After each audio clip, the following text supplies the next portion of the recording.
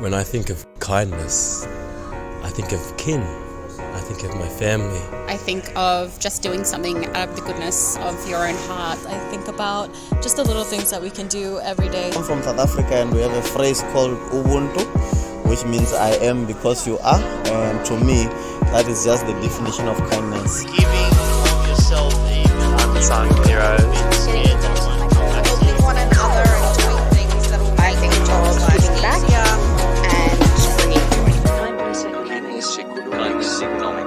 Kindness economics.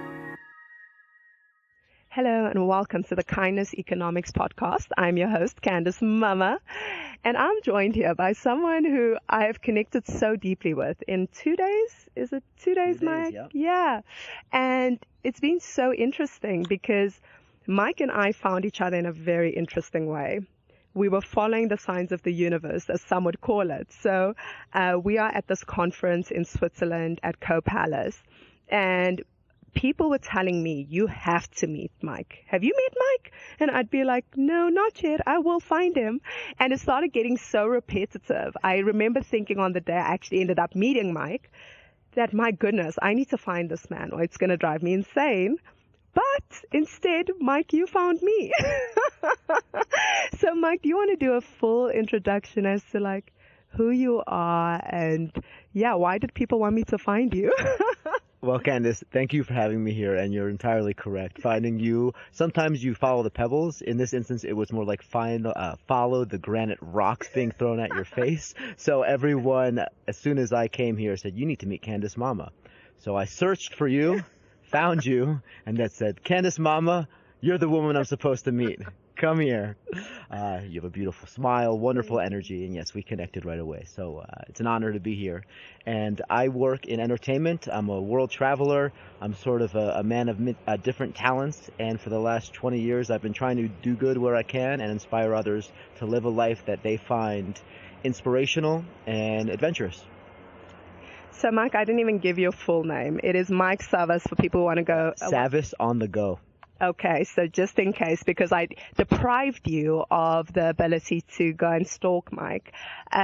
So what I picked up about you almost immediately, yes, you are in the entertainment industry to a large degree, and a lot of people within that space have a particular reputation, whereas you feel incredibly centered and kind.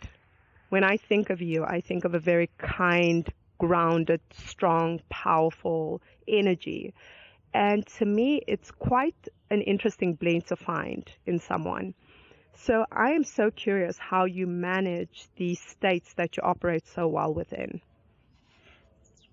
For 15 years of being on tour, I would agree with you. Most people who have been around that long tend to be jaded and rough around the edges. It's been an ongoing learning lesson how to regenerate my energy, how to protect my space, and how to come back, in most instances, stronger and more powerful, tour after tour, year after year. I found different means to doing that, a lot of personal development in my own ways. I found running recently, which helps keep me on track, and really being selective with the individuals on my team and who I surround myself with. Because the energy that you are associated with, as everyone knows, can bring you up or bring you down. And when you're part of a very close-knit, almost circus-like team, and when you're on the road, it's very much like a circus, those energies are even stronger because you don't have your family or your dear friends as back home waiting for you. You have no personal space. So it's essential to build a tribe within a tribe. And it took me very long to do that, but I can say now that I have wonderful people around me all the time, and wherever I go, I have family who care about me and I care about. Oh, that is actually really profound, especially when you're talking about creating almost a family on the go, because you are spending so much time with people. So I'm really curious about, in these work spaces, how does one cultivate that culture? How do you find kind people, compassionate people, hardworking people that you can surround yourself with when you're feeling like I need to create and curate a better environment for myself? there's a short answer and a long answer, right? When you're just meeting someone, you can feel connection with them. You don't know what their work ethic is necessarily like. So I try to test people, and very often in a professional capacity, I may not offer you a full-time job right away, but I'll say, hey, come work a show, come out for the weekend. Very often these people pay for their own travel, but they are willing to do that because they get a sense that we do things a bit differently. And it's kind of like dating a potential new staff member, in that you can see what they're like, you can see how they interact with the rest of the team, because you're not just having to impress me or get along with me, but you're having to get along with the entire energy of the group. And knowing we have a unique group family energy within the company we've built, it's important we don't bring in the wrong mix, because you could be a great person, but just like making a dinner, right? A little bit too much spice is going to ruin the soup. So that's my short answer. The long answer is constantly adjusting course and realigning the values of the company and the individuals in the company. So just in a one-on-one romantic relationship, sometimes you may diverge, and this happens often in business. Someone wants to achieve more, they're feeling a strong pull towards their own personal aspirations, so you allow them to go and you support them to go. You shouldn't try to own anyone. You shouldn't try to keep anyone.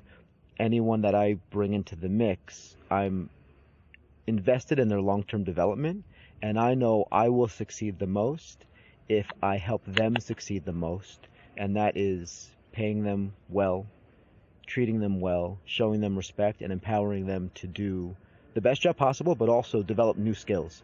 So I'm constantly, even in that long-term context, testing people with slightly new tasks that make them uncomfortable, just to see A, how they do, but B, how they feel about it. Sometimes they hate it, and sometimes they go, I was really bad at that, but I'm interested in it. And then they shift to a new role and a new role. And that's really helped with employee retention, because they feel activated and they're learning new things. I like both the long and short, and it wasn't that long, by the way. What I am looking at is, as you're formulating the team, something that has brought us together is this need or search that you have, this quest to really include meaning and impact, really, in the work that you do. Do you want to elaborate on that a little bit? Yes, I would love to elaborate on that. In my business, we're mission-driven, and in my personal life, I'm mission-driven. I love the idea of a project, and you can go as hard, as fast, or as slow as you want to achieve whatever the goal is. So I apply that to races, challenges, adventures. I also apply it to business. And one of the reasons I got into touring is there's always a finite end to a tour. Bon Jovi's going to go out for 6 months or 1 year, and very often we work with clients for many years, yet the idea that it's coming to an end gives me relief, because if it's terrible, it's going to come to an end. And it's just as beautiful. If it's an amazing tour and it's a sellout, well, it's going to come to an end, and enjoy it. So it's almost like you can go a bit macro with this, and it's life and death, but it's just a tour. So that's really beautiful. And also in music, and I'm in concert touring, right? So I help produce global concert tours. The magic of the show, it's a finite moment of time. So it's the most important thing in the world until it's not. It doesn't matter if it was the best show ever, the worst show ever. It comes and goes at the snap of a finger. So we're supporting these artists, and we feel that same pressure, where the show is the show and everyone better deliver. But then you wake up in the morning, and if you messed up, no one really cares, because the show came and went, and if you did great, no one really cares. So there's a lot of pressure, but also a lot of relief. So that's something I've become addicted to. There's this level of energy to it. But bringing purpose into the mix, something that you can look at live entertainment, and sure, people could say it's important to bring joy to the world, and I can appreciate that and raise the tonal frequency of individuals. And yes, there's value there, but it's also, I think, a little bit limited to think that that's all it should be. And I can appreciate there's a beauty to just keep music, keep entertainment. I've realized long ago that we live in a world where celebrity can inspire people to be different and act differently. This is not a very sophisticated thought, yet what I did notice was artists, specifically musicians and tours, didn't know how to communicate their cause and use the tours to either drive revenue or awareness and activate individuals, specifically fans and brands. So my original gig touring was helping support Bon Jovi's social impact campaign. He cared a lot about the Soul Foundation, which is like a free soup kitchen, if you will. And we tried a lot of things that didn't work, a lot of things that did work, but it made me realize that artists can be doing more. So I made it an important part of the company ethos to use our business model to help support artists and amplify their messaging. And I think that while I'm an individual who cares and sure who is kind and I try to do good in the world, I'm not a celebrity. I have a limited sphere of influence to those close to me, whereas big rock stars can affect millions. So my best use of time is going to be to help them maybe hone what their mission or cause is, because some of them don't have a direct insight into that. But at the very least, take what we do and add fuel to the fire. And that's something we're able to do quite easily. So I found my best allocation of resources as it applies to kindness and charity and impact to be helping artists do more while on tour. And this is something that's just gaining traction now in the industry, and frankly, helping my business because we have a slightly different model than our colleagues and competitors, because we use this point in our pitches, right? And it's authentic to who we are as individuals. And I also think it brings in people, great people, who care and want to give back and want to do things a little bit differently. So it benefits both the profit side of the business and the quote-unquote non-profit side of the business. These things live in harmony. And earlier, because you mentioned so many different things, and one of the things that you said, and my brain latched onto it, was the authenticity. And we were speaking earlier. I'm not even going to go into how long Mike and I were speaking for, but someone joined us and she pointed out that not only do you hire a team of a lot of women around you that feel empowered, that feel as though they're adding impact to your business, but that you've got this incredible ability to make people feel as though they are able to achieve more, to feel safe, that you've got these laws in place in your organization that protects the staff that work with you. And that level of generosity to me is what I think of when I think of kindness and impact. So you're not just doing it as an output for these, incredible people that you work with, but you're doing it internally. And that is so rare, I think. So for you, why does that model matter? Why do you care so much if one will? I'd like to give two reasons for some of these questions. One will come across as selfish, and that's okay. And the other one will come across as a bit more caring, I suppose. It is genuine to me. I like to care for people. I like to make them feel supported. It makes me feel good to make others feel good. And hence why I produce events. I like it when people are smiling and connected. Very simple. As it relates to running a company and keeping individuals retained in that company and happy, it's important that they feel seen, protected, empowered, and the space to make mistakes. Because if they feel that way, then they're going to be willing to be imaginative and creative and go further. If you put someone in a very confined box, they're not going to be great employees unless you need them to be in a box, and that's a specific role, right? If you want to put confinement around someone. We work in a creative field, so you want someone to shine and rise above.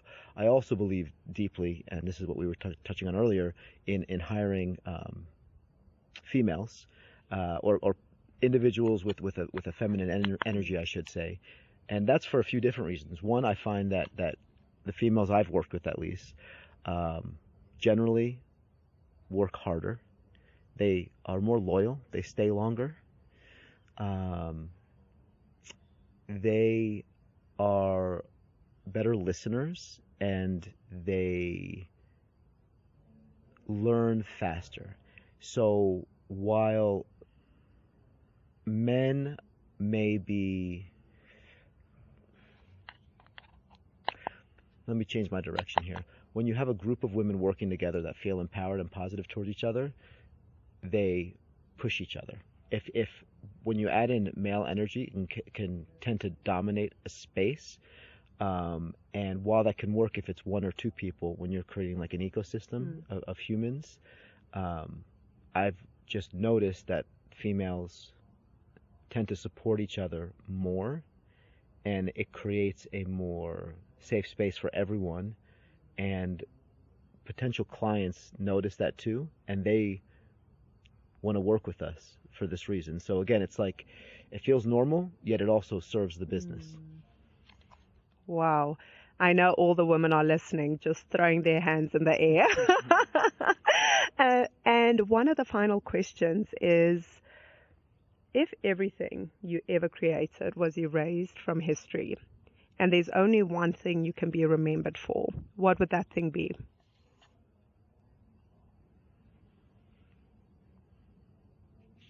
Being adventurous. Being adventurous, because for me, that's where a lot of my inspiration comes from. Stories, tales, made up characters, real characters, and just people who went for it without knowing what was on the other end. And I apply that to every aspect of my life. I just go, hence Savas on the go, right? And there's naive beauty in that, and there's excitement, and there's surprise, and there's messiness.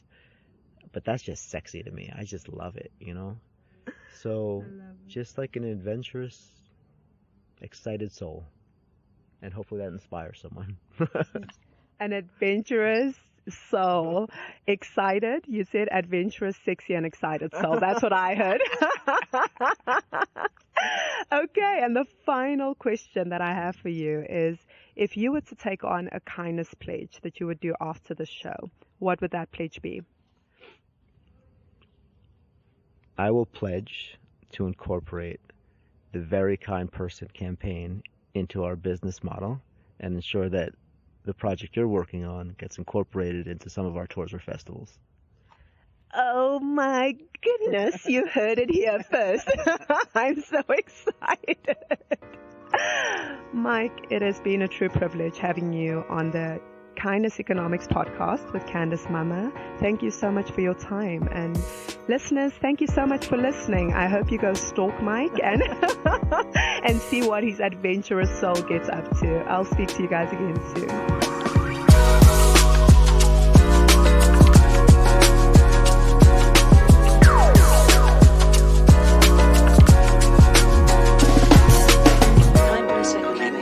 Kindness economics. Kindness economics. Kindness economics.